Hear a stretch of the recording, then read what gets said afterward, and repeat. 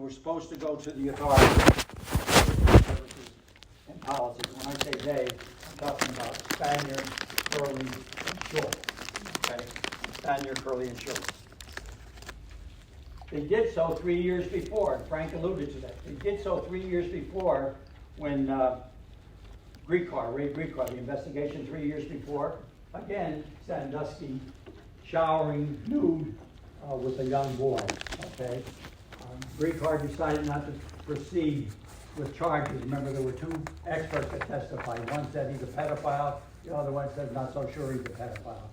Greekar decided not to proceed, and of course, a few years later, he disappeared, and he's yet to be discovered what happened to him. I have opinion on that.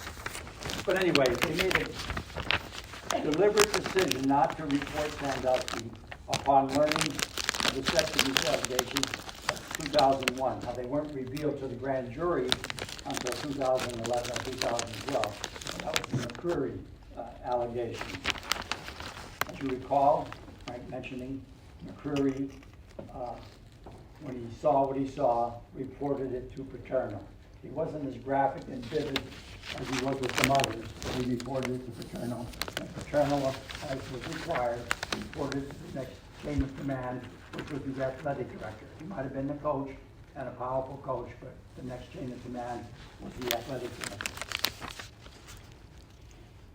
In my view, they felt, well, these are my notes, they felt confronting Sandusky directly and not allowing, quote unquote, the subject, as he was referred to in the Spanier, Curley, and Schultz emails, to bring any more, quote unquote, guests, as his above victims were referred to. Was, and I'm quoting the emails that were discovered by Free, not going to give you my own opinion, Frank gave his opinion. A more humane, quotation, more humane, this is the Spaniard speaking, an appropriate way to handle it. I'm sorry, it was Schultz that said that. More humane and appropriate way to handle this, wrote Schultz. About 2 weeks after McCreary told first Paternal and then later the others what he saw in the child. And again, he was consistent throughout with his testimony at the grand jury and his testimony at the trial of Spaniard. He was the only one that went to trial. The other two pled guilty. But he was consistent in how he described what he saw in the shower. He saw a naked boy, he estimated 10 to 11. He saw Coach, okay, also naked. He saw the boy with his hands against the shower wall, and he heard slapping sounds, okay. The way he described it, the way Joe Paterno described it when he testified before the grand jury was that McCreary had told him something of a sexual nature appeared to be happening. When I saw the emails that were discovered by, and I didn't learn about them any quicker than anyone else, by the Free investigative group. I won't use the exact word I'm saying, but I said, are you effing kidding me? They knew they were doing the wrong thing. Spanier wrote back, and I quote, in quotations, they only documented, or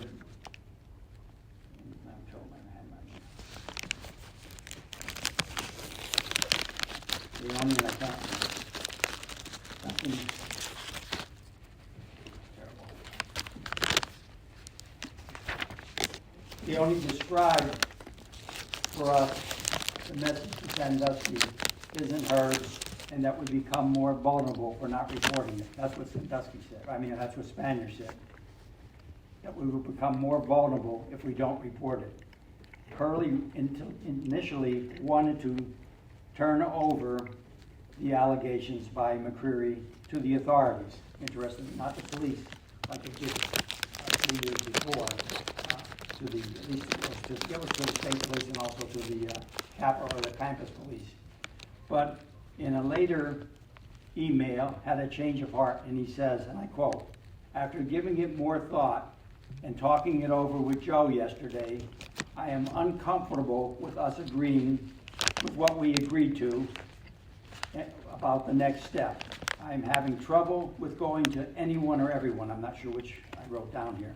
I'm having trouble with going to anyone or everyone but the person involved.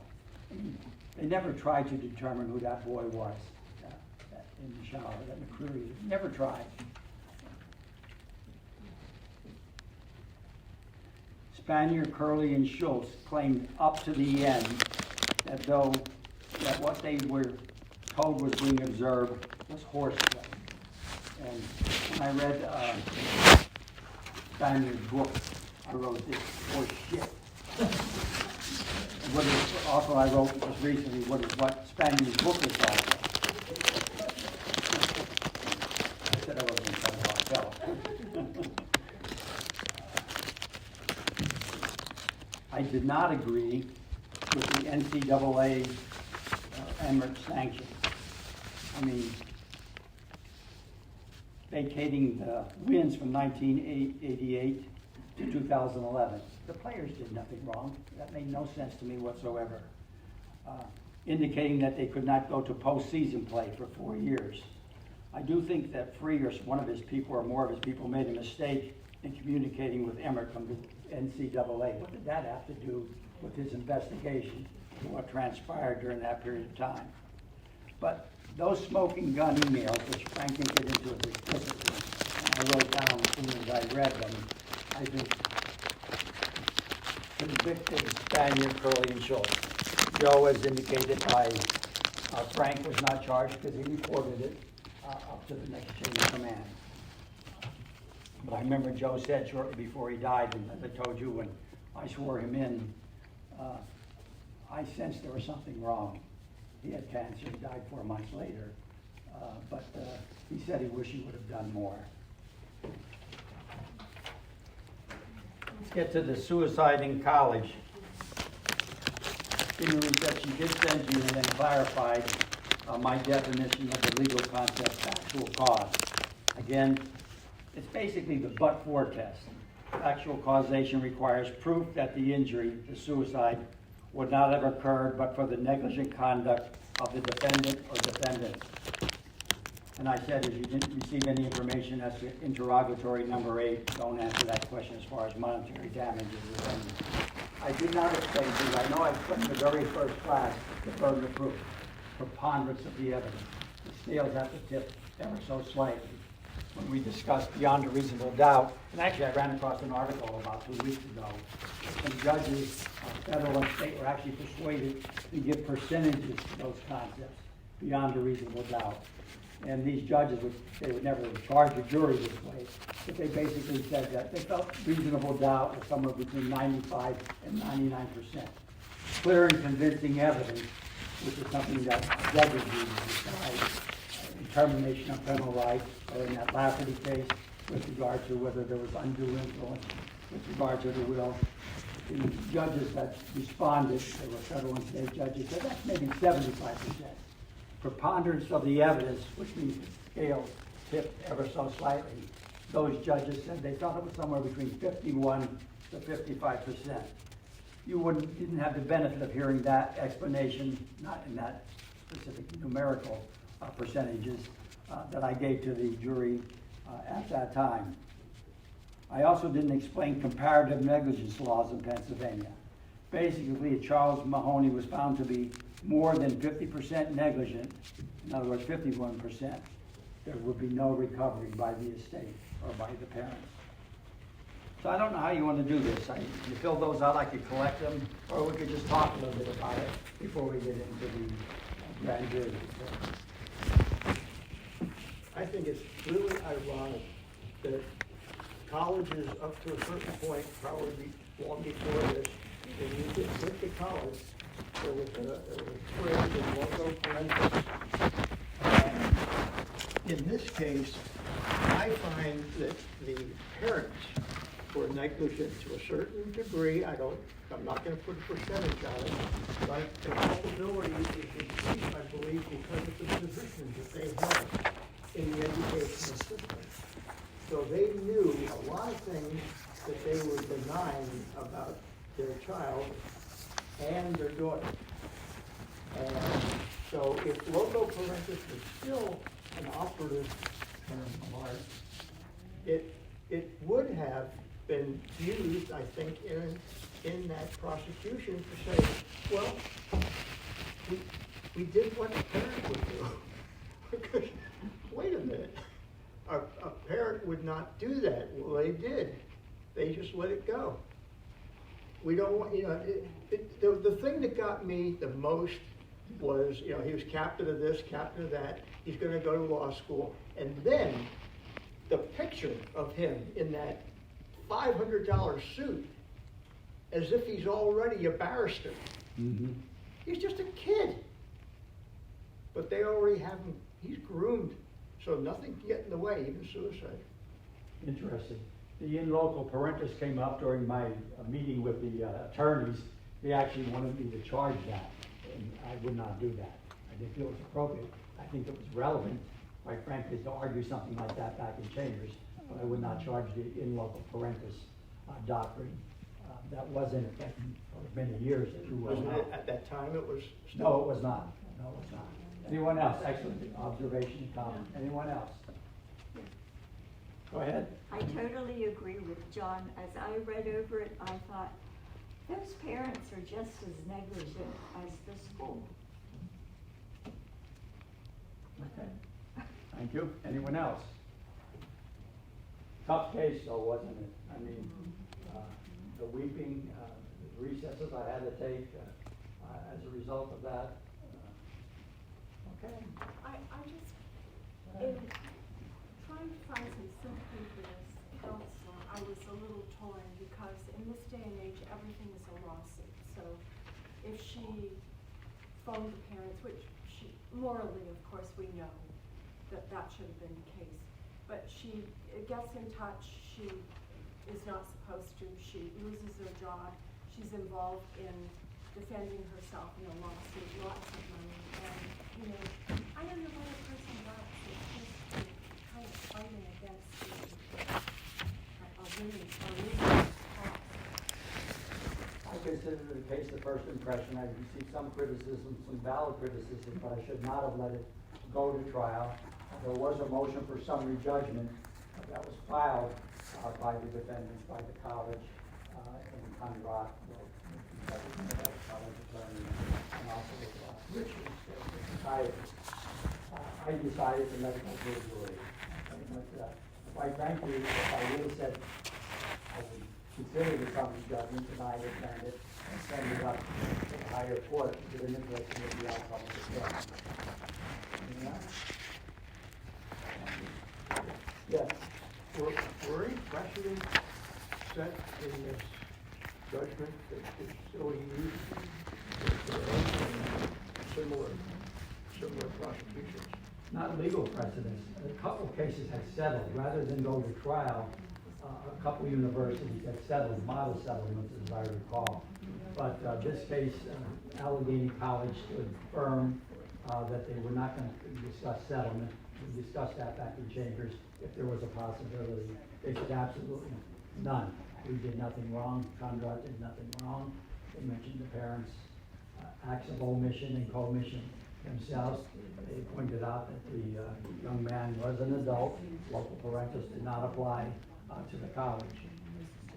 It was the first case that went to trial, and I told you it was filed nationally with regard to the outcome. Anyone else before we get to the mad as hell grand jury? Can I just say something? Sure. I think the ambiguity of comes to play too. And I circled something here that really spoke to me.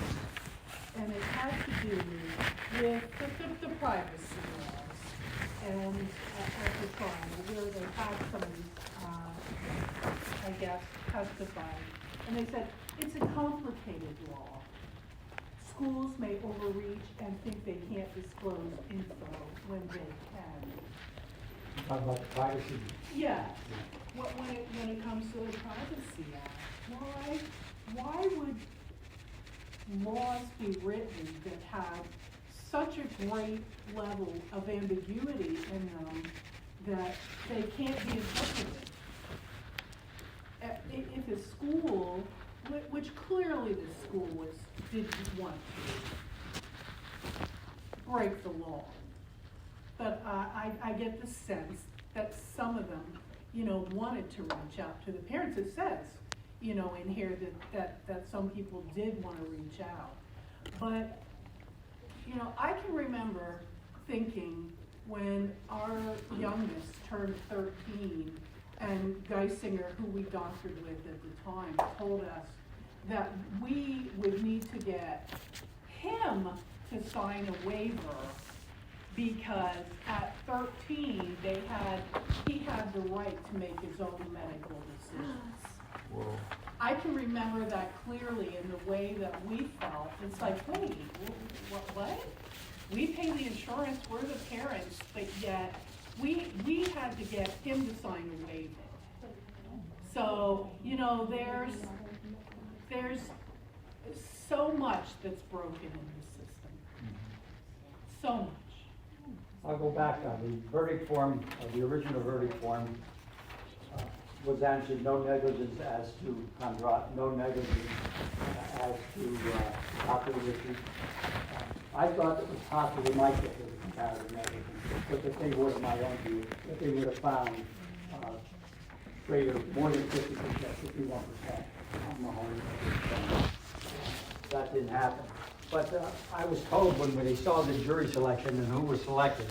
Remember I told you when I was still a defense lawyer, I went to programs on how to select juries, and I thought it was ridiculous that you want to pick older women in a rape case if consent is at issue. I mean, I just think that's ludicrous. Or you want truck drivers, if you got a DUI case. But when I shared this with the two judges in Crawford County and some of the other pundits of who was selected, they said it's going to be a defense verdict.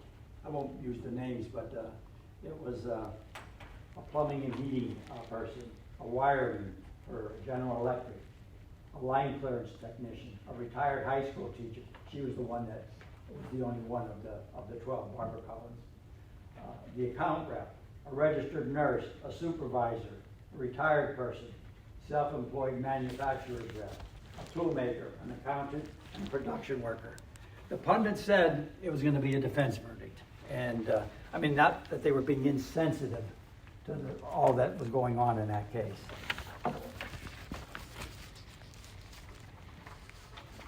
Matters held, the report to the legislature. You reviewed the grand jury concerns, and I apologize. I think I had to do this over again. I won't give so much reading material, but maybe you didn't feel that way. But you reviewed the grand jury concerns and recommendations. Well, where nothing changed. Not one recommendation was implemented. In fact, the legislature, I was told, resented the report, resented me, and resented the grand jury trying to change laws or recommending they change laws that authorized them to make such reports. I mean, they were actually trying to change the law where an investigative grand jury could make recommendations for improvements or changes. They tried to change the law. They didn't succeed. They recommended a limited constitutional convention. When they issued the report in 2010, 38 public officials were charged with public corruption. A book was written about such. Keystone Corruption. Brad Bumstead was an investigative reporter for the Pittsburgh Tribune. Is it Pittsburgh Herald Tribune? The Tribune Review?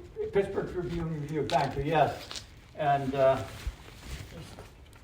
won't do this with the second book, but these were the people that, the grand jury that did that investigative grand jury report to the legislature. These were people that they had indicted. Bill DeWeese, the Democrat, he was the House Speaker. I mean, the top position. Charged with theft, conspiracy, conflict of interest. He got 2.5 to 5. John Purcell, the Republican House Speaker, charged with the same crimes, 2.5 to 5 years. Brett Feast, the House Majority Whip. He was the chief counsel for the Grand Old Party of the Republican Party in Pennsylvania. He was charged with the same crimes, got 4 to 12 years. Mike Vion, the House Democratic Minority Whip, got 6.25 years and 1 to 4, and he went to State Correctional Institution at Laurel Highlands. Steve Stetler, he was the House Democratic Caucus Chair. Same charges, 1.5 to 5 years.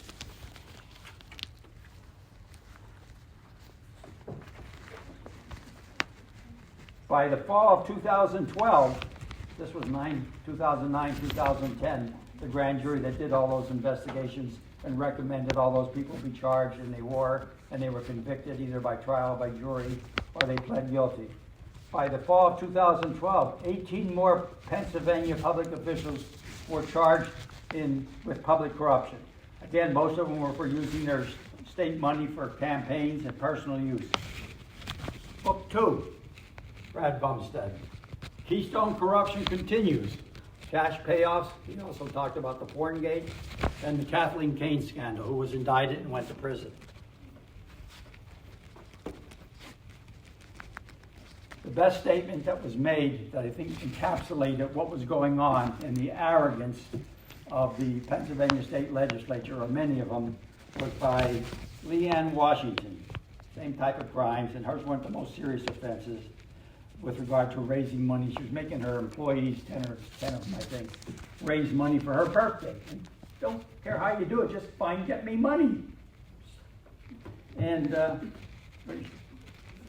here's what she said when she was charged. I am the effing senator. I do what the F I want, and ain't nobody gonna change me. Remember Professor Alan Rosenthal? He was the one that the grand jury brought in and to testify about all what was going on in Pennsylvania. He said this, and as I said before, he had studied state legislators for 40 years, was from Rutgers, and for obvious reasons it wasn't included in the grand jury report and recommendations. He said he ranked Pennsylvania as one of the 5 most politically corrupt states in the nation. And he ranked them. Illinois was first. After that was Louisiana, then Pennsylvania, then New York and New Jersey. Yeah? No surprise. No Those everything I know, those rankings make sense. Okay.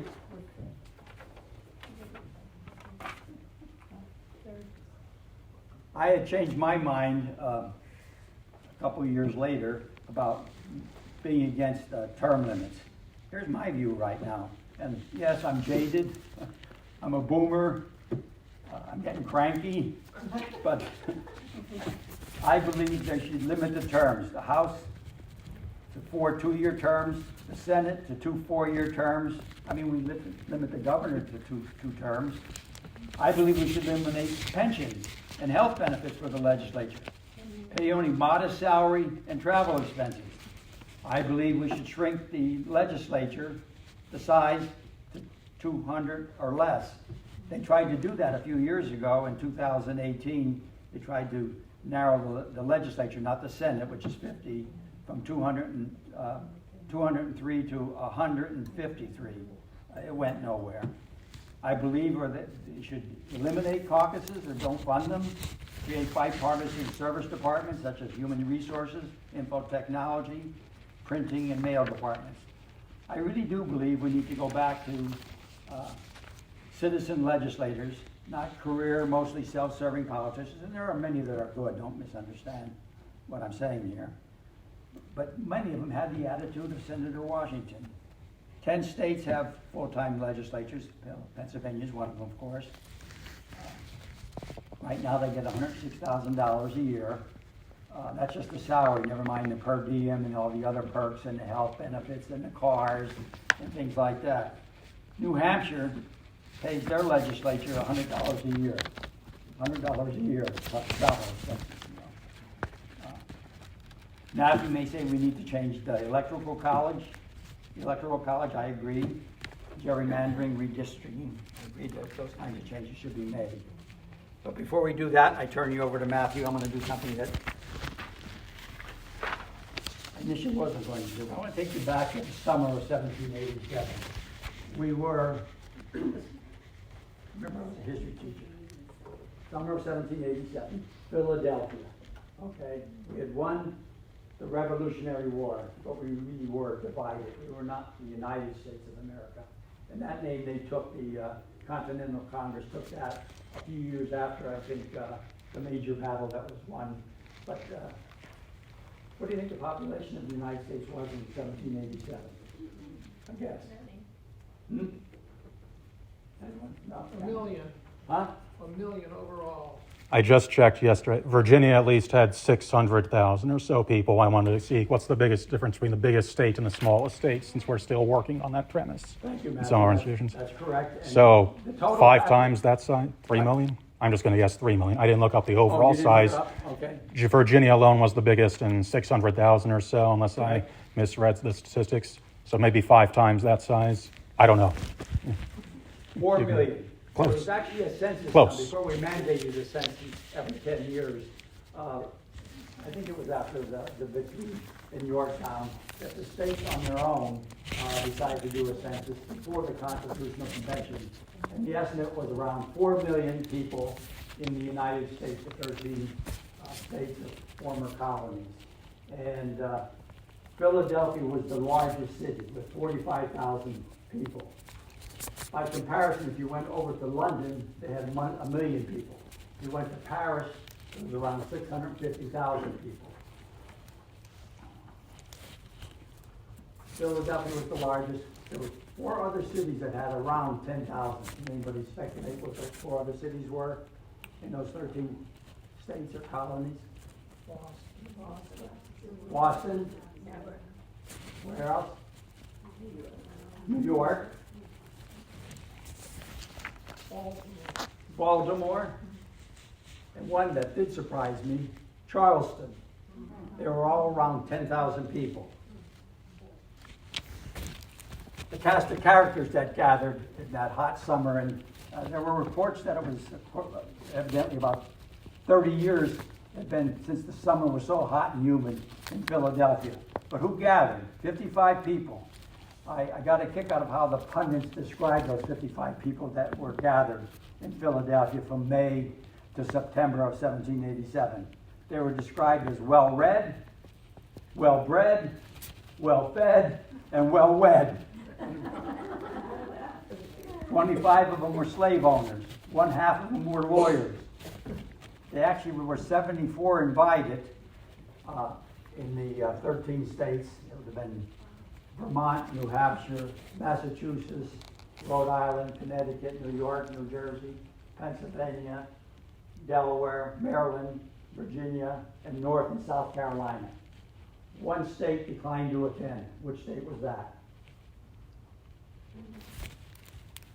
Rhode Island really upset George Washington. He called them Rogue Island. But anyway,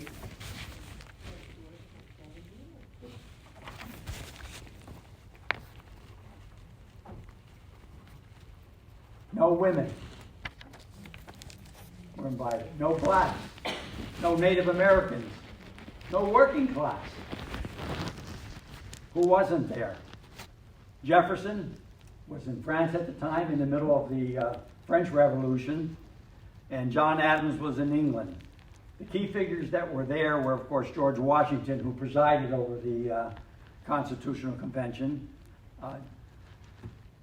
Madison, later to become known as the father of the Constitution, B.Franklin, Alexander Hamilton, and John Jay. B.Franklin was still mentally sharp, but he was not in good physical shape. They actually used a sedan chair. Prisoners from the Philadelphia prison would go to his home, which is about a mile away from Constitution Hall, and carry him on a sedan chair, sort of like the ancient pharaohs. I forget what exactly his ailments were. He had a variety of, I think, rheumatism, arthritis. As I said, they were called the United States of America, but they really were the divided states of America. And the Articles of Confederation, which was the governing document during the war, which was barely adequate, they were weak. There was no power to tax in the Continental Congress, no power to regulate commerce, no power to raise an army, no power to enforce its laws, no central leadership or executive branch, no national court system, and you were unable to amend without all 13 states agreeing. Some of the states back then had their own monetary system. You actually had almost to get certain special visas to travel from one state to another. So they were the divided states of the United States of America. Three major challenges were faced by the cast of characters gathered in Philadelphia, and I'll abbreviate them. The liberty versus strong national government. I mean, they just got rid of King George. They didn't want another king or king-type figure. So what they did is they created three branches of government, to balance the powers of each. Then the Bill of Rights came along, the first 10 amendments. And then the other big issue was the largest states versus the smallest states, and that was the Great Compromise of Connecticut, which basically said each state would have 2 senators, and the House of Representatives were based on population. Then they got into a dispute on how to count slaves. So they came up with the 3/5 rule. For every 5 black men, 3 would count. The big issue was slavery, and Franklin was against it. Hamilton was against it. Adams, even though he was in England, was against it. Gouverneur Morris, a very prominent figure at the Constitutional Convention, was against it. They said it's an abomination. It has to be abolished. What the Constitutional Convention did is what I call they punted. Rather than declare it unconstitutional or inappropriate, they agreed to no longer import slaves after 1808. I remember when I was still teaching history, 10 of our first 12 presidents were slave owners. It wasn't until, I think Zachary Taylor was the last, and he would have been the 12th president.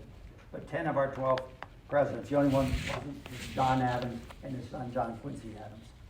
But anyway, compromise they did on September 17, 1787.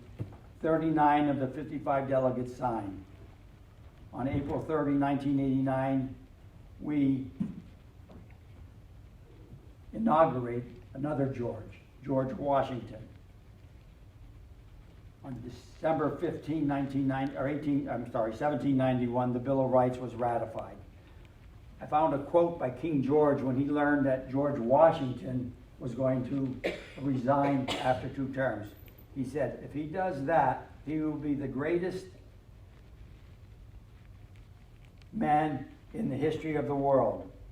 And George Washington, just another historical footnote, he wasn't exactly a great strategic general. There were 17 battles during the Revolutionary War. He only won 6 of them. Lost 7 of them, and 4 of them were draws. But he led from the front. His hat was shot off twice. 2 horses were shot out from underneath him, and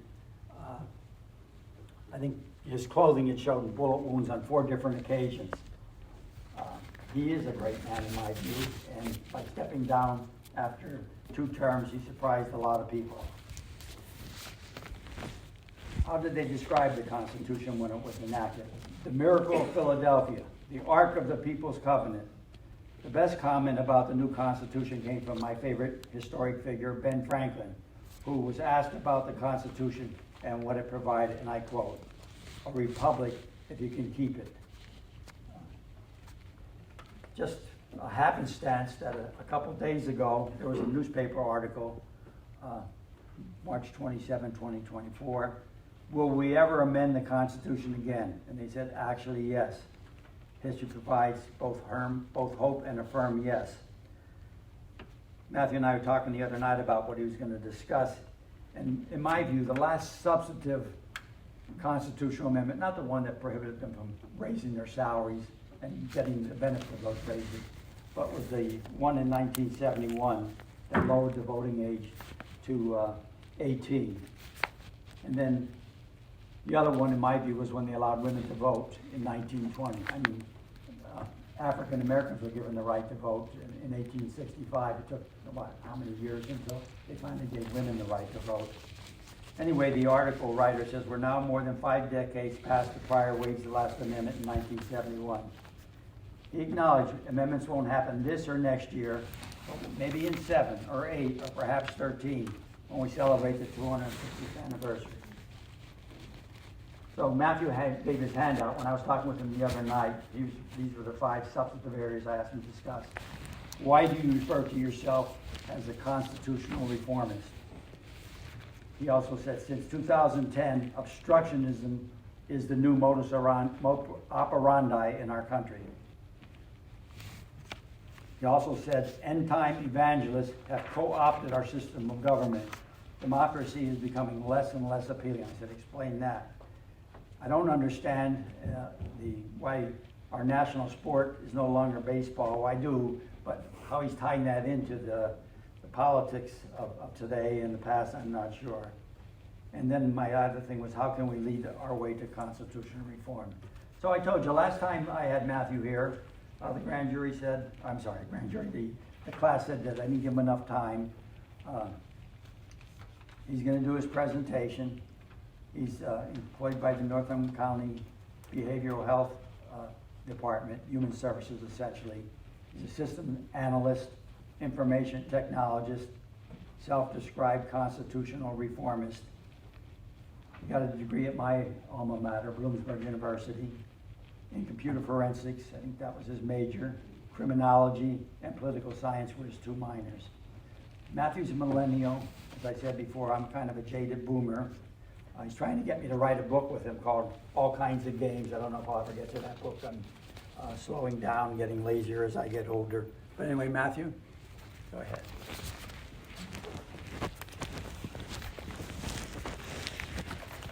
That's good.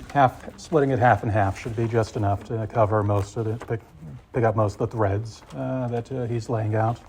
I certainly have a fine appreciation of the uniqueness of my father's career trajectory. Not many prominent justices have started from blue-collar work to chief child abuse investigator to the public defense side of things, all the way up to the appellate grand jury, chief investigative judge for organized crime and public corruption. I would appreciate having an intern that can look whether that's even 1% of prominent appellate justices and above have any similar sets of credentials. I feel there's a certain power that needs to be tapped into, whether I pick up the torch, especially from that, not just his own career, but that grand jury 2010 report recommending not just a wholesale, but perhaps a comprehensive constitutional convention on the state levels, and ideally the national, federal level eventually. I feel that every unfortunate abuse scandal and institutional degradation that's occurred on if I say my father's watch, that seems like you were complicit, but you were the watchdog for most of those 15 years. I feel it should all count for something. Let's see. So starting with you. Thank you. Jerry Sterner, who was the foreman of the investigative grand jury that signed off on that report through the legislature, he was devastated. He was in charge of, and I was the one that selected him as foreman, he was in charge of, I think, about 600 or 700 people at some firm. He was a management consultant after he retired from doing that, and he labored mightily, and he got the same reception that others got with regard to those recommendations. I mean, again, I guess I shouldn't have been surprised by that, because so many of their peers were sent to jail as a result of that investigation. Anyway, go ahead. Let's see. So, like my father, I can get caught up in the technocratic fun factoids of the founding of our republic, including even just the little population demographics. About how we were a country of 4 million people 250 years ago. Largest state was 600,000, smallest 60,000, 10 times proportional difference. Nowadays, the smallest state is the same size as the biggest state back then, 600,000, Wyoming, I believe. Largest is 40 million, 60 times disparity, which isn't just a fun factoid so much as I think it's something at the crux of just a sort of malaise and madness afflicting our current systems in terms of how a lot of the agreements that were made at the 1987 Constitutional Convention were premised on such distributions, such proportions, the facts of the time. And we're still sticking with them despite the increasing incongruity of the matter. And like I said, I focus more on things like the obvious things like the Electoral College, Senate apportionment. It's most relevant, of course, to population sizes. Everyone gets to still, even though wasn't as big a deal when it was Virginia versus Rhode Island, 60,000 versus 600,000, both getting 2, versus now 40 million versus compared to 1/60th of states of that size, having the same amount in a part in one of our main branches of government, the Senate, that can bring all progress to a halt and is almost evenly split in any given time. As I have in the notes here, there's a lot of, in what way are you we had a Socratic dialogue on Monday, more or less. I had a lot of free time today to quickly dash it out. I'm in have a good writer's flow state right now. So able to spit out, double-sided, by the way. If you didn't notice, there's even more to it. Size 10, 11 font, probably, to cram it all in. But I decided that's a good working off point. I probably can't possibly address all of these threads meaningfully and successfully, but I do hope to inspire more compelling, interesting dialogues in your lives with those around you, and hopefully what are decision makers you happen to be adjacent to, and the rest of your own professional trajectories.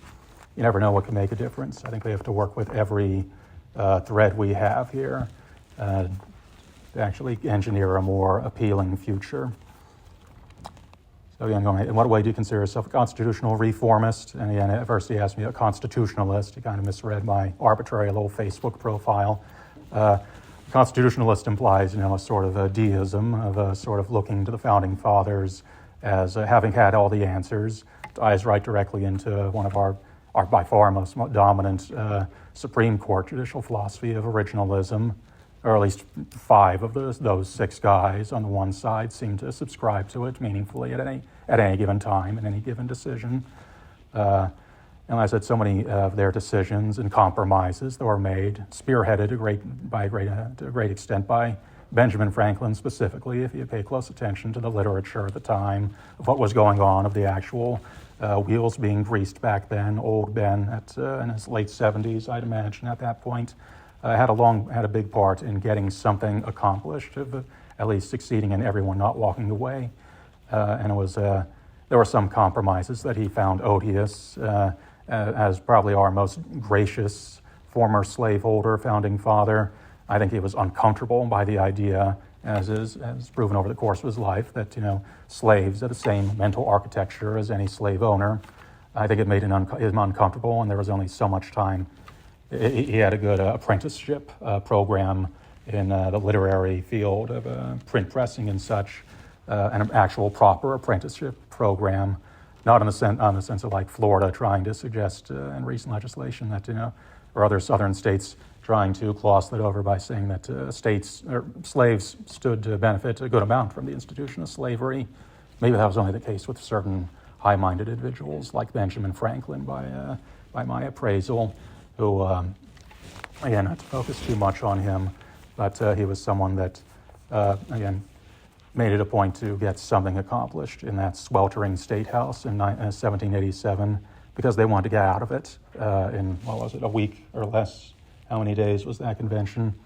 And that's a good... It went from May to September. Okay. May to September, yeah. I sure. Not everybody Some was there factoids at the time, but it was a bit... 55, not always there at 55. Yeah. I've been thinking of whatever the circumstances were on the Declaration of Independence and other meetings back then. They were of a shorter duration. But yeah, it was a sweltering summer. They wanted to get out eventually.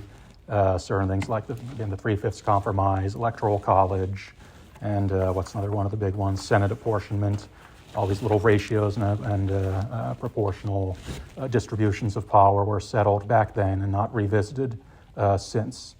And those can be considered increasingly fatal flaws of the Constitution, as where half of our elections in the last generation are being decided by an institution that no one can really justify or explain the coherence of, although our foreign allies are certainly picking up on this incoherence, this fatal flaw in our system, and I can assure you they're reappraising our reliability as a partner in strategic alliances as we seesaw back and forth between radical ends of not so much a political spectrum, but a spectrum of madness and incoherence at this point. Not that I don't support the big orange wrecking ball in the sense that I think there were a lot of norms at the time that he was elected that needed to be upended. I discussed Christmas of 2016 in his brother's living room. I was talking about, before we knew what was going to happen, I had a good sense of the inevitable. Me just talking to him about there are some potential upsides to this inexplicable course of events of Pennsylvania, Wisconsin, Michigan, a few tens of thousands of voters in those 3 states alone, somehow handing the presidency over to someone who lost by 3 million votes. And again, it would be a pretty bad scenario for this country, I think, if such a scenario was allowed to happen again, because at that point there's no real meaningful way to anticipate what direction we're going to go next. We're like a kitten at a rave, as my favorite comedian Conan O'Brien said about some adult 50-year-old actor in his studio. We're like a kitten at a rave. Don't know what's going to happen next with America's political trajectory and head of state, most importantly. Where did I pick over there? There's consequences, there's longer second-order consequences to the incoherent aspects of our system.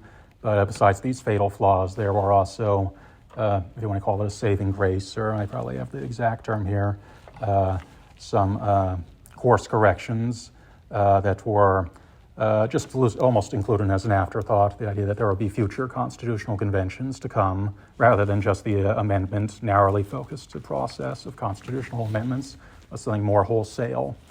And in the literature surrounding that original constitutional convention, you could see at least some proportion, some demographic, some far-minded segment, naturally assuming that we would take up that afterthought of a clause of having it maybe reconvening, if not at that particular Pennsylvania state house, the Capitol, wherever, maybe once a generation would have made sense, because we're about 200 years removed from overdue for that basic timetable that they not so much anticipated but hoped in their hopes. I think the final founding fathers, I know Jefferson and who were on their deathbeds together, Adams and Jefferson in the 1820s. It was the same day or week. It was like old. 50 years from the signing of the Declaration. 50 years exactly. Yep, it still hadn't happened in their time. Again, like old lovers, they lost each other as soon as the other passed. It seemed like after the other, whoever narrowly succeeded the other in passing, received the letter that the other was finally gone. Rather, poignant timing there. But there were probably a few other signatories to the Declaration of Independence and the Founding Fathers alive, but those were certainly the main two, passing a good 50 years. I can't remember all the contemporary literature of that time. It'd be fun to focus solely, a few years of my life, solely delving into it before I am reckless enough to advertise or publish any specific prescriptions of how we salvage our constitutional republic. But seems like they were surprised at certain junctures, at certain Supreme Court decisions contemporaneous into the early 1800s that didn't prompt an actual constitutional convention. We just never picked one up. And one of my guiding premises, leading hypotheses here is that 200 years later, the passage of civil rights, Roe v. Wade, embedding for a time, for just shy of 50 years on the topic of that number, abortion rights and gay rights after that, a few decades, that disinclined the most progressive-minded among us from picking up the idea of redeciding the rules to everything and possibly losing those hard-won accomplishments. And I have a little note in parentheses here saying, let's see, it's suddenly recontextually relevant compared to just 4 years ago or 5 when I last spoke here with our new Supreme Court, getting some funny little ideas about what rights, privacy was being discussed earlier. That would obviously be it's never been a legalized right. It's just something in the ether adjacent to other more strongly upheld rights. Penumbra. Penumbra. There's there's a few fancy, academic, narrativistic terms to describe some of our rights that a lot of us, especially the younger generations, have taken for granted. Let's see. By the way, if anyone has any particular questions, feel free to raise your hand and Dad will more likely notice, since I don't mind being, like I have a lot of threads to tug on here, don't mind being interrupted. I will eventually I have a good sense of tying everything together, so I'll get there eventually one way or another, regardless of this little outline. So let's just jump to the topic of corruption. My father's main focus of his investigative grand juries, that peculiar mechanism, that pseudo-constitutional mechanism of actually attending to some of society's most intractably complex institutional crimes. We both own separate copies of a book as is his wont, highlighted, jotted down and marked in my mind more pristine, more organized. Different value systems in the treatment of our sacred books, I suppose. But just the idea that the mechanism that allowed him to stand here and to have achieved the accomplishments of his career is itself a bit of an anomaly. It's something that wasn't really formalized. And again, was probably most narrowly focused on corruption itself, whereas I think in our difference of value systems, though he's coming along, now that it's a stark one, stagnation seems to be the bigger monster of our times. When we look back, tying into what exactly the larger consequences of an antiquated constitution with its disproportionality still embedded, that didn't keep up with the times of the reallocation of our populations. And I'll mention, I've already mentioned that I feel the progressive-minded among us have resisted the idea of any whole-scale reform, mainly because it's been co-opted by the other side, the more regressive-minded that would only use the Constitutional Convention to pretty narrowly eliminate taxes, gay rights, abortion rights. They're making progress there independently in the courts through their longer-term plans of its current behind its current arrangement. And besides just, again, that's perhaps the hesitation to make such a big commitment in fear of what could be lost. There was also a particular sequence of events after the election of Barack Obama, where, again, recently resigning Senator McConnell, representing some of the deep racists of his contingent, decided that perhaps it would be possible for us to have a presidency where nothing happened. Was the premise of grabbing power back, which wasn't the worst possible sin available if you predicate on the assumption that they were going to do something when they got it back 4 years later, but they didn't. And by the time they did get it back, again, we ended up with the wrecking ball, targeting a lot of norms in our country, just not quite the right ones that were inhibiting our progress. He didn't perhaps go far enough. From 2016 to 2020, he was far more. He had some good intentions, that guy, but as I noted to my father in his brother's living room, there were some possibly positive or constructively chaotic directions that this could have gone towards building a sort of consensus that, hey, it's time to rebuild our living room a little bit, renovate some things a little more comprehensively. But it doesn't seem like we were anywhere close to having that discussion.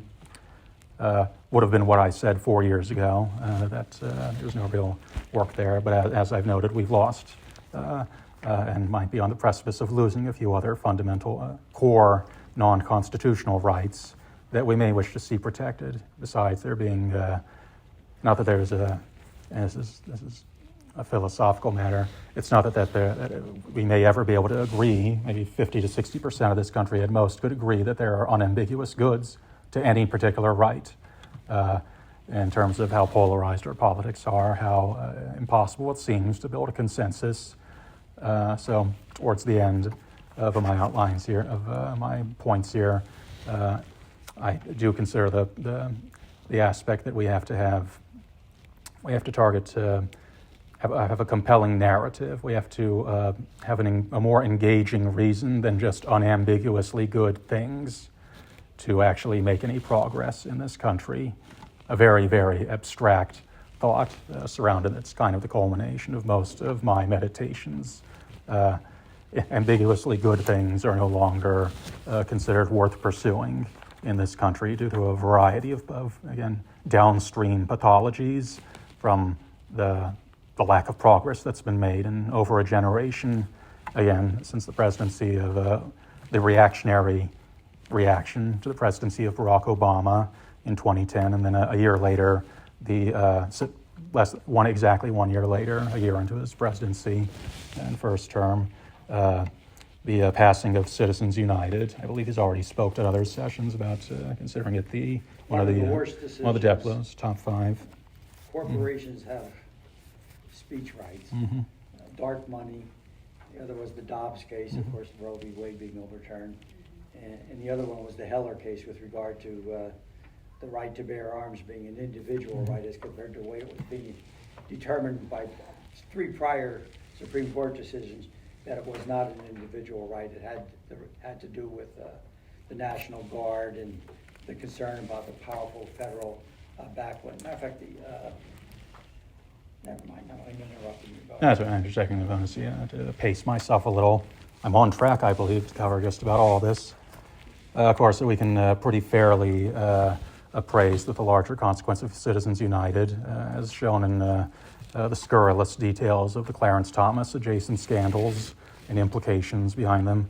That it fundamentally allowed the winners of the current system, playing by the current rule set, to lock in a lack of progress, a lack of change in the system to maintain their winnings. And some of these psychos will admit, when I think about Wall Street, the people on Wall Street that led to the big crash 15 years ago, that kind of locked my generation in socioeconomically. I'm doing fine myself, but in general, in consideration of my relative peers. And if you talk to some of these people, they'll agree that they're basically degenerate gambling addicts that need to be stopped by external forces, but they're in competition with each other, their own basically billionaire peers, and so they're not going to advocate for the game being changed proactively, other than a few a few of the more well-adjusted ones. We have to rewrite the rules to stop certain inequities, certain psychopathologies that are defining our system. So again, a couple of things just 15 years ago. Again, the reaction to Barack Obama normalizing long-term McConnell's then wildly experimental strategy and having it again become the norm of this country for close to a generation now, 15 years. Citizens United, and a little more subtly, after John Boehner took control of the House of Representatives, they formally ended pork barrel politicking, the type of corruption that my dads and grand juries would traditionally investigate, but that I can see an upside to having ensured that certain wheels were always being greased at any given time. We didn't go full congressional sessions without any wheel being greased. We did at least the bare minimum of maintenance, or at least adding, I don't think about cars too much, but adding frivolous little additions and things like that, extra jumbo-sized air conditioners, things like that, are those little wheels that bounce up and down in the game. But at least when we managed to build a consensus to a bridge to nowhere in Alaska, at least that was something. It was adjacent to other things being accomplished at that time. And we don't, as you see with so many congressional retirements, you don't see these guys patting each other on the back on their way out through the revolving door anymore. They're embarrassed by how little they have to their name, those that have been around for more than 10, 15 years. So there are upsides and constructive aspects to certain types of corruption. And I'm going to be talking about, I can talk about South Africa a little, or I will be soon. When I think about, as one of the few relative success stories internationally in the post-World War II era, a country that was on the verge of civil war, as some suspect our country may be. I think it'll be much slower simmering than that. If I'm being purely pragmatic, there won't be any catharsis, shall I say, no excitement, nothing quite so enthralling as a civil war. If any of you were concerned about that, I think it might be worse in some ways. It might be more localized. It'll be more localized chaos generally in this country and worldwide, unless we can find a better model of truth and reconciliation, as South Africa did. And there were other experiments, certainly those that certain academic causes in Israel and Palestine in sunnier days there that tried to apply certain new models of other models of reform. Had made some, again, purely academic progress that has literally been blown up in the last few months. No traces to be remaining. But South Africa managed to defy the odds, as everyone will recall. Everyone that was clearly alive, other than I was 5. I don't remember this firsthand, and I've only read about it. I've read about a certain. I happened to pick up on the work, larger philosophical, psychological work of a certain American, a Texas sports psychologist of all people, of all professions, of all careers, that was behind the scenes, much like B.Franklin was in our country, greasing certain wheels amongst the disparate tribes of South Africa and building through a certain upswell of shared national pride, localized around a prominent soccer match that was dramatized in Invictus, starring Morgan Freeman, I think it was his third collaboration with Clint Eastwood as director, for those that still enjoy movies. It's on my bookshelf. Incredibly, I have not had time or made the time to watch it since I know enough about the actual real life undergoings there. But as far as that's kind of the sense that I'm building towards, that we need to have something that has the form or the sensibilities of a new kind of game in order, and that's the most likely key overall, drawing from disparate philosophies and the psychology of game design, play therapy, things like that, in a world where we can't agree that there are unambiguous goods anymore, whether we're trolling each other, whether we're just being obstinate, whether we truly feel that way or not. That's still how we vote. What's the practical difference? Perhaps we can get past that kind of, and I'm using obstinance. I'm thinking of, I accuse someone of possessing a certain type of Scottish obstinance in refusing goodwill when he could have avoided a great deal of suffering in his family had he accepted it at a certain time years ago, which is a pretty applicable sentiment to where we are today in some senses, why we just can't, why we're not agreeing to reform. About 7, 8 more minutes, and then we're going to open it up for questions. Sure. And so that you've Yeah, got that covered South Africa there. Opposite page. Once I tie things together, the flow, my flow flows a little freely. To put a certain phrase that I told the first person my father introduced me in this session on what I'm describing here, late-stage George Carlinization of politics. If you think about his enthusiastic nihilism of seeing it all burn down.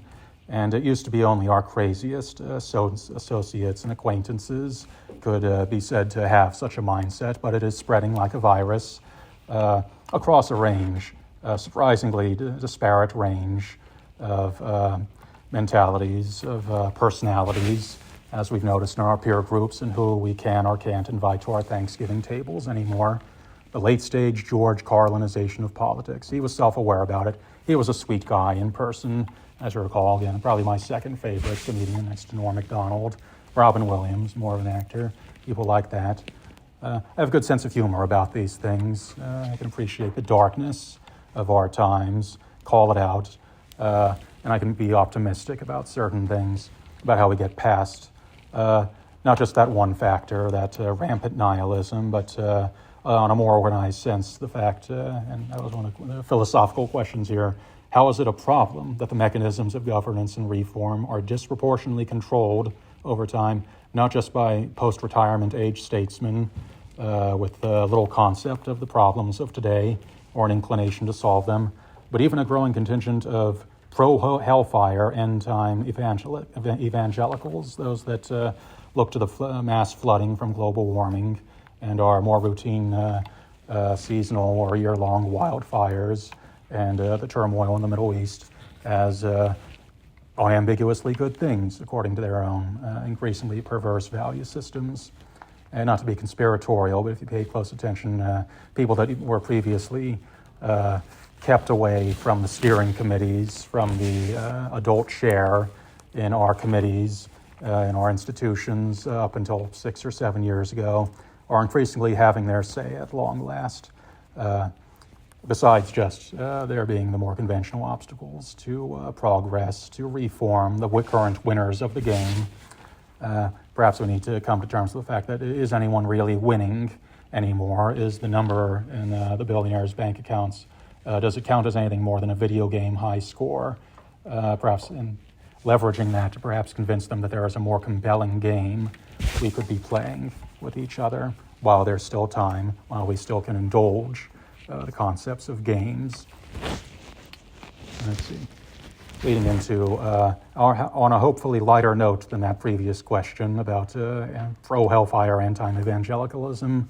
Again, the bad kinds, not the whole philosophy. We're primarily non-practicing Catholics, but there is a certain contingent that has been ending up increasingly in positions of power that we need to be aware of. And I think that's a fair enough term, or at least a memorable enough one. But on a hopefully lighter note than that, what is the potential relevance to the discussion of how baseball lost its role as our once preeminent national sport to football? And that's just an idea I picked up, but didn't thoroughly read the whole thing from a book called Fixing the Game, How Capitalism Can Learn from the NFL, a sport I do not personally watch, but can appreciate on a conceptual level its relevance to our current discourse. Baseball itself, our original national pastime for 100 years, stagnated because it only had a few, 3 or 4 supposedly, according to this book, rule changes, unrigging of the game as it was in that whole century where it was our preeminent pastime, and became stagnant, became boring. It was hard to evoke joy or enthusiasm anymore.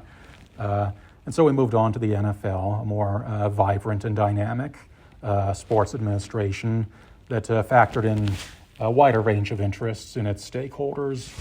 And there's not much more insight for me to say than that basic statement, other than that it's sort of a model of what we need to aim for, not just with something as frivolous of our national games and appreciating why we ended up with one sport, switching positions more or less, and the specific reasons why, but how those lessons are relevant, applicable, transferable to our own federal and state level crises.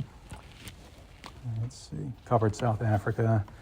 I'll move on to that last philosophical question. I added an extra one at the bottom that we didn't discuss specifically, but number 5, even if our current national pathology is not ready or mature enough to reach the prerequisites of an agreement to any kind of federal constitutional reform, that 2/3 requirement and the proportionality, and that could be as little as 20 million, states having a population of 20 million, overruling the other 300 million of us, potentially. Not that we're divided quite that way. Rhode Island's on one side, Wyoming the other of our political conflict. It's not impossible to get past these little obstacles, but the mere theoretical fact that it could be, again, such disproportionality could be impeding all progress is certainly worrisome, I would say. But failing that, since we're not ready, I don't have any optimism there for another 5-10 years. Perhaps we'll be pleasantly surprised. Until we are ready for a federal truth and reconciliation, could Pennsylvania itself be a more optimal first model for some kind of comprehensive state-level constitutional convention, as advocated for in a 15-year-old statewide grand jury report? And in that sense, looking at your peers and your neighbors, we're relatively, comparatively evenly balanced on a demographic scale. The urban-rural divide of our 13 million of us are there, Pennsylvanians, somewhere around that. Not more than 15, I'm sure, but no less than 12. Those are the principles there. if not the specific factoids, who can and who should really. And our population average as well as it's older but more experienced. I think we are the second oldest state, usually in competition with Florida, which has its rather unique demographic explanations behind that phenomena. We are, of course, the oldest state, perhaps partly explaining. Because we are the oldest state, as far as those are upsides to how we could, for why we could be a more ideal first up to bat constitutional convention. The downsides are that as old of a state as we are, we've depleted a great deal of our natural resources and other areas for innovation and growth, all things said, besides just having, on the upside again, a pretty compelling historical standpoint of having been the crucible of democracy from William Penn on to Benjamin Franklin, massaging his associates' shoulders to get something accomplished in that sweltering summer of 1787. And besides just that, it gives us an opportunity, if we were to embark upon such an adventure, an experiment, potentially risky, but potentially with the possibility to address a lot of what I describe downstream pathologies that we find in things as random, I feel, as random shootings by people that no longer see a way to get their messages through or any other objectives accomplished through the systems they have available, through any way for the institutions around them to listen to them and their concerns. All kinds of disease pathologies, if I'm being a bit adventurous in drawing any kind of connection between global national obstructionism to those kinds of atrocities. I feel it's at least an underappreciated third or fourth level factor in those sorts of things.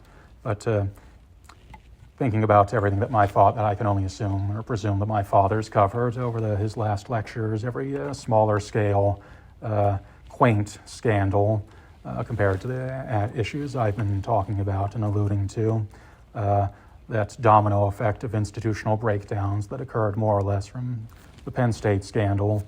Again, an old man just too immersed in the game he was playing to notice the cruelties, the depravities going on around him that just didn't quite have the mental architecture, having played the same game, having held the same institutional position for so many decades, to be proactive, suitably proactive in averting the disasters that occurred to the institutions that lived on after him. From that first domino to the issues of the Attorney General's office, the removal of multiple state Supreme Court justices. 4 justices removed No. in the time that I've been a judge on the Pennsylvania Supreme Court. I am also an advocate of appointed judges or justices or Superior and Commonwealth Court and Supreme Court. So I'm not just going after the legislature. I do believe that we don't know who we're voting for as far as the Superior Court, the Supreme Court. I think they should be appointed. I think they should have term limits. But I guess I'm getting jaded. Matthew, let's open up the questions. Right. Okay? That is my general fixation, is making the most, learning what we can from these scandals and paving out a better, more constructive, more dynamic future. Thank you, Matthew. Yeah. Fine job. Mm-hmm. Fine job.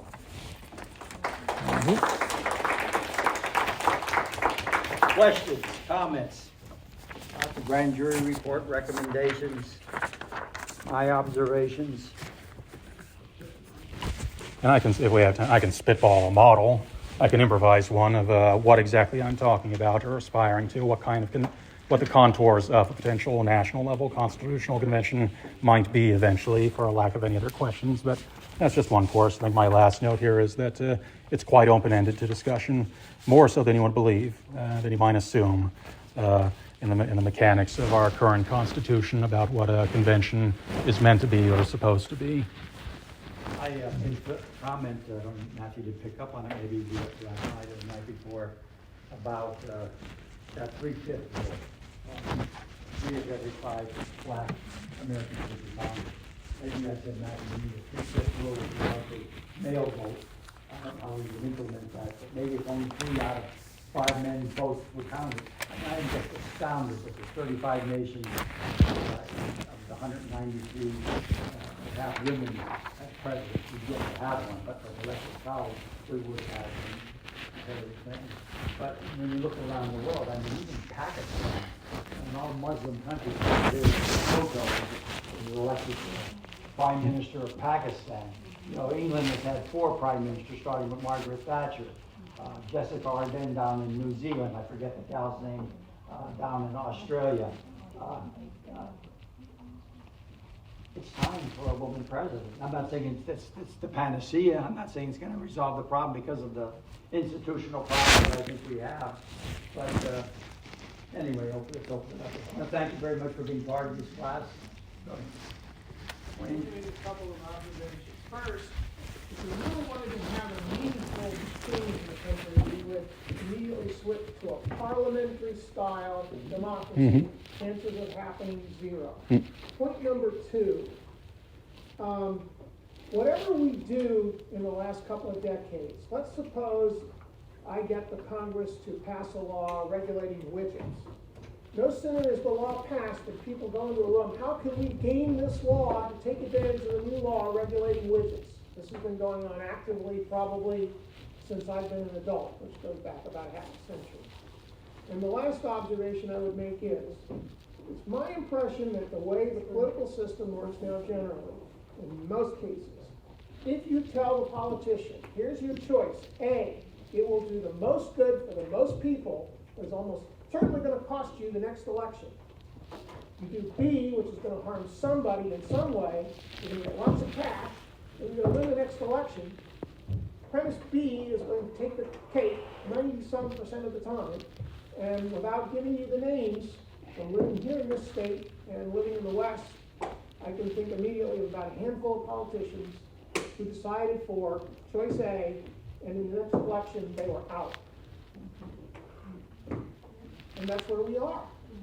If you're going to have any kind of meaningful reform, you can't have it as long as you've got people who are entrenched in some way saying either, I want to win the whole zero-sum game, or I don't want to give up something over here to try to make it work for the common good. This is where we are.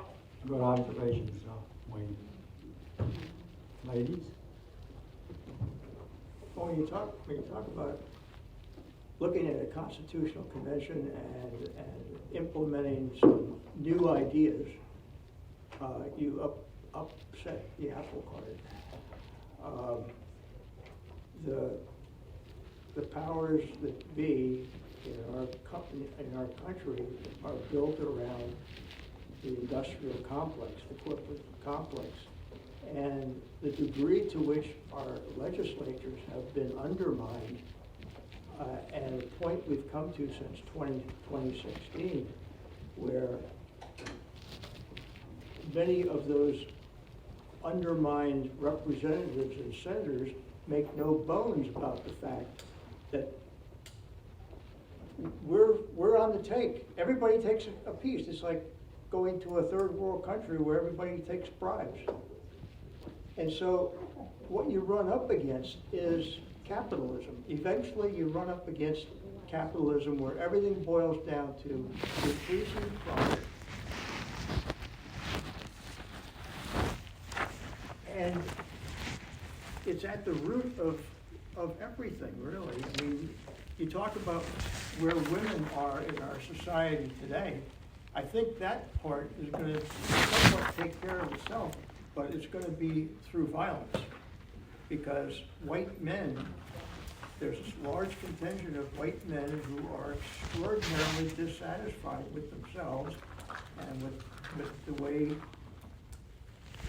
the status quo is. And you can see it everywhere. Take a look at the college enrollments, take a look at the graduate school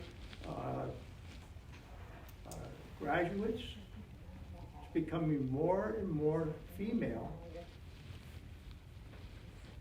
And I think that that's just a sign of men just sitting back and saying, I'm never going to make it. I don't think they're justified in that. It's just our country where we interpret the fact that things are tough. It's only in relationship to the fantasy the corporate world has developed around us. And if we're not getting a part of it, we feel disabused. I have just a little anecdote to add to that. I happen to be on a committee woman for one of the precincts in Lycoming County. And one of the rules in our bylaws is that there must be one woman and one man. And there was a good reason for that when it was put in, because not many women were involved. Now, the women's slots are full, and we have trouble getting men to do it.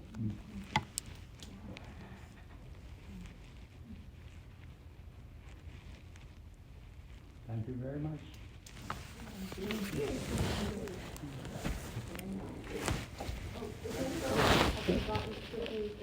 Oh, yeah.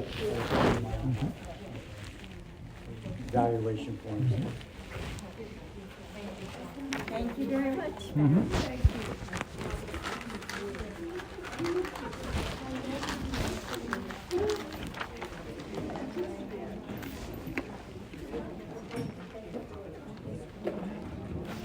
Incidentally, Tina Marie's gonna be happy. I found Outlander. Anybody hear of Outlander?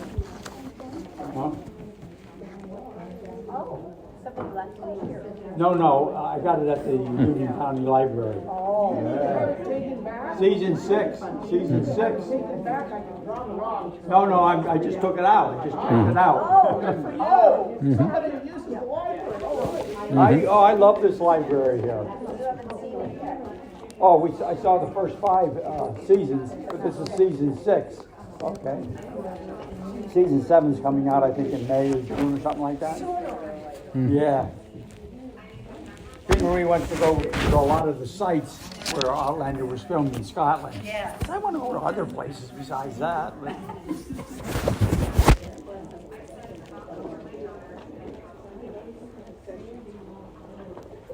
This was good, Matthew. How did you do this? Yeah, a little memento then to coordinate our thoughts. I don't know how long my current writer's flow will last, but we can might make some meaningful collaborations. Closer than I expected. I did write, I spent more of my time writing the message I wanted to convey to James. He responded very quickly. I didn't look at it. Yeah. The first I just noticed the first word said, interestingly, so at least he acknowledged it. Is interested, perhaps, in talking.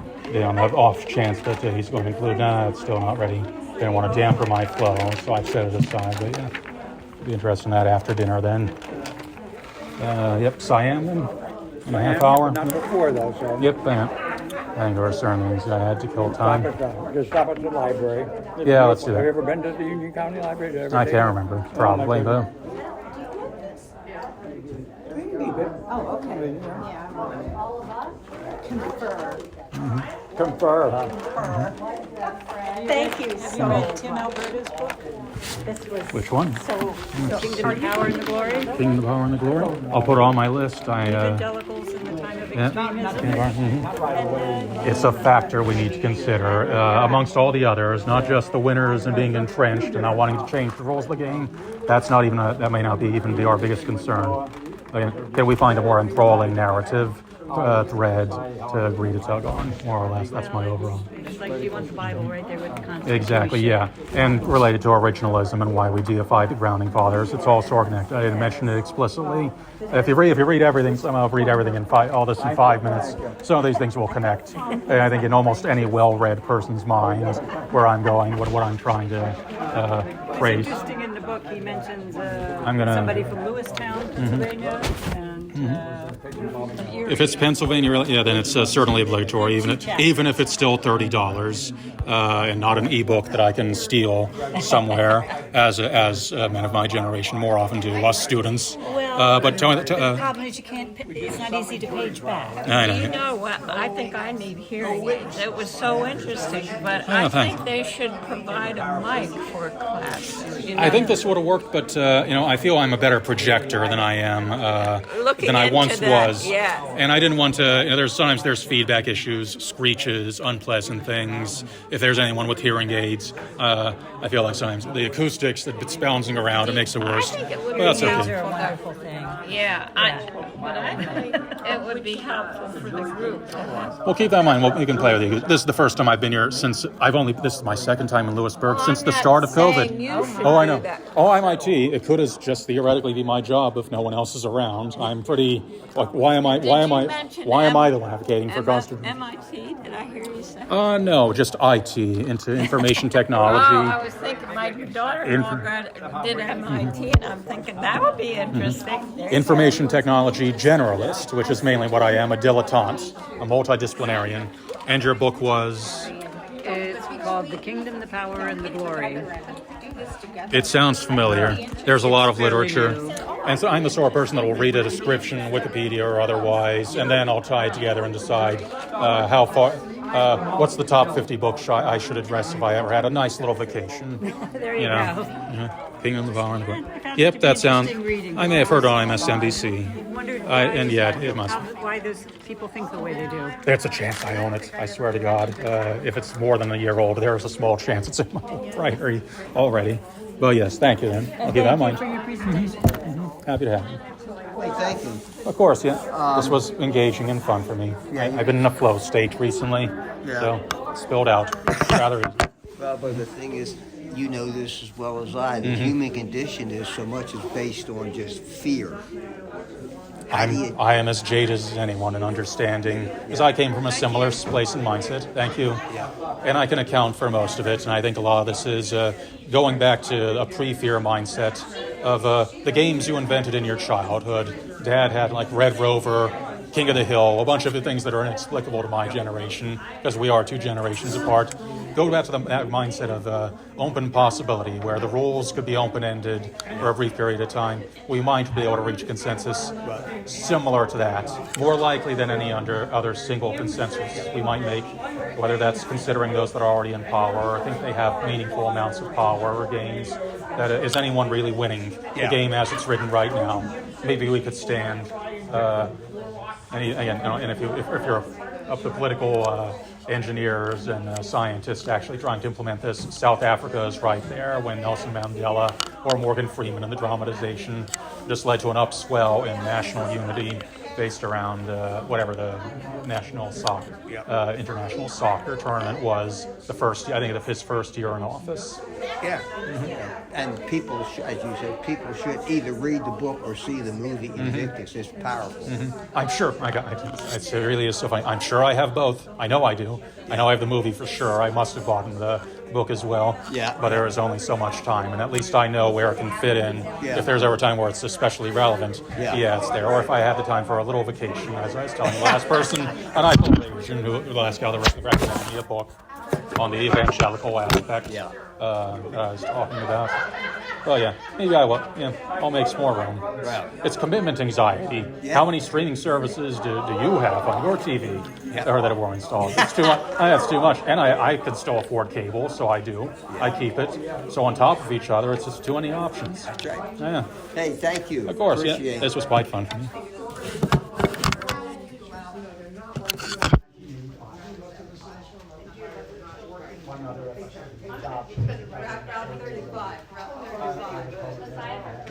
Why are you following me around?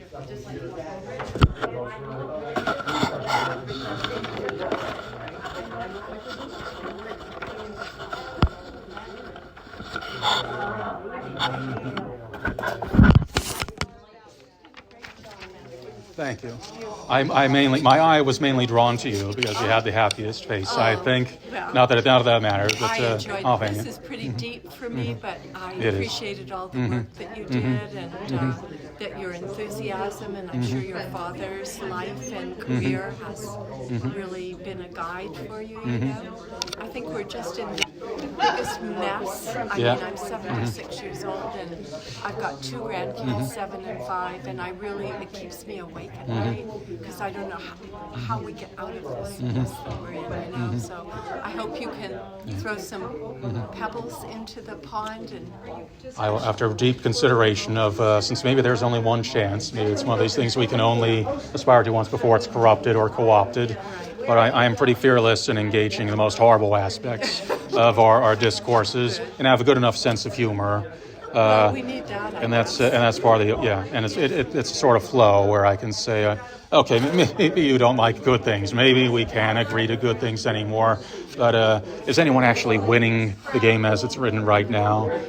That sort of balance. Just laughing at, okay, I can laugh at the nihilism too. I can appreciate from a George Carlin standpoint, the ecstasy of our negative. The ecstasy of our shadow personalities, what he found so amusing. Well, again, being a very wholesome fellow, a decent, loving, attentive man to his final drop. And I believe there was a documentary last year or two, so that's why he was on my mind. And I saw one of his last shows that was mainly of interest to the gentleman sitting exactly opposite you on that side, the first guy to speak. But that was the first show comedian Dad ever took me to. I missed him the first time because of a bomb threat at a stationing. It wasn't too scary for me, even though I ended up being the man. I ended up managing the transcription machine while being knee to a double police murderer in our new circumstances. Everyone else, the court force, now are doing other things. Somehow I was there in my sophomore year on a snowy day, and that got to me. I was pretty jaded. And maybe not the best. It didn't get to me for good reason, or not get to me for good reasons, not through character, but just sort of disinterest, dispassion. And that was the downside of him just saying, I don't think we're going to make it between the snowstorm and the bombs, I think. But a few months later, I saw him before he died. what did you learn about George Carlin yesterday? She was in the class. I'm in another, 4 people we're talking about. I'm in another class, same room, Origin of Life, and that instructor showed us a video of George Carlin, and it was his routine when he talked about plastic. And, did you see it? There was a CNN documentary about him pretty recently, so I saw, if not the specific one, I don't remember plastic offhand, but And he said in the end, the plastic will be reabsorbed into the earth because it came from the earth, and he made fun an optimist of all people. He made fun of people that are so worried about climate change and the destruction of Earth, because he said the Earth was here long before we were here, and it'll be here long after we're gone. If that's the only thing we can draw consolation from, it'll survive without us until a new hominid species of some sort steps up to the plate in better faith than we did, perhaps. Good luck, Matthew. We can laugh about that and then use it as an incentive to get people to the actual decision-making table to agree to an actual solution rather than waiting for that outcome. That sort of stuff is important. It's part of the process, I feel. Matthew, we're on the way out, but you're the next generation. So Exactly. take care.